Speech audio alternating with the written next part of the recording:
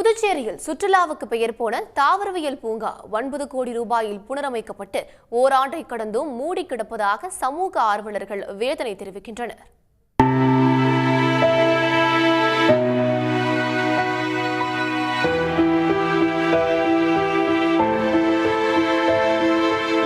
புதுச்சேரியில் பழைய பேருந்து நிலையம் அருகில் உள்ள தாவரவியல் பூங்கா 200 ஆண்டுகளுக்கு முன்பு சுவிட்சர்லாந்து நாட்டைச் சேர்ந்த ஜார்ஜஸ் கெரார்ட் சாமுவேல் பெரடெட் என்பவரால் உருவாக்கப்பட்டது. 22 ஏக்கர் பரப்பளவில் 3500 மரங்களுடன் சுற்றுலா பயணிகளை கவரும் விதமாக கடற்கரை ஓரம் அமைந்துள்ள ஒரே தாவரவியல் பூங்கா இதுதான். நகர பகுதிகளில் இவ்வளோ பெரிய தாவரவியல் பூங்கா அப்படிங்கிறது எங்கேயுமே கிடையாது. அப்படிப்பட்ட ஒரு சிறப்பு பெற்ற ஒரு பூங்கா. இதில் சுமார் ஒரு 3500 மரங்கள் வரைக்கும் இங்கே இருக்குது. ஆனால் இதில் ஸ்மார்ட் சிட்டி திட்டத்தில் டெவலப் பண்ணுறோம் அப்படிங்கிற பேரில் 9 கோடி ரூபாய் அளவுக்கு செலவு செய்திருக்கார்கள்.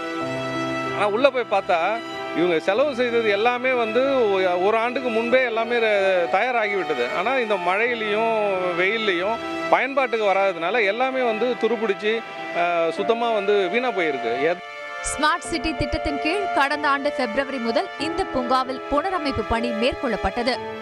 ஜாகிங் டிராக், கண்ணாடி மாளிகை, புதர் தோட்டம், ஆம்பி தியேட்டர் புதுப்பித்தல், செல்ஃபி பாயிண்ட், வரைபடத்துடன் கூடிய சைகை பலகைகள் ஆகியன புதுப்பிக்கப்பட்டன. ஆனாலும் பூங்கா திறக்கப்படவில்லை. பூங்காவை சுற்றி பார்ப்பதற்கு வசதியாக 4 பேட்டரி கார்களும் சிறுவர்களுக்காக வாங்கப்பட்ட உல்லாச ரயிலும் எவ்வித பயனும் இல்லாமல் வீணாகி வருகின்றன. சிறப்பாக அமைக்கிறோம் என்று சொல்லி இதை சீரழித்திருக்கிறார்கள்.